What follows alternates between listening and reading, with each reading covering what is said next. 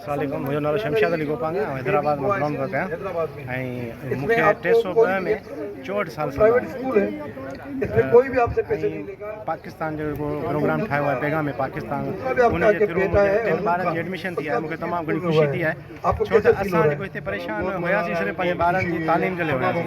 बाक़ी त हिते जेल में हर शइ मिले थी, असां कोन आहियूं कोई परेशान बि कंहिं बि मसइले लाइ, सिर्फ़ु असां पंहिंजे ॿारनि जी तालीम लाइ परेशान हुआसीं। अॼु उहो प्रोग्राम जेको आहे उनजे तहत मुंहिंजे ॿारनि जी एडमिशन थी आहे, मूंखे तमामु घणी ख़ुशी थी आहे ऐं शुक्रगुज़ार आहियां हिन टीम जो।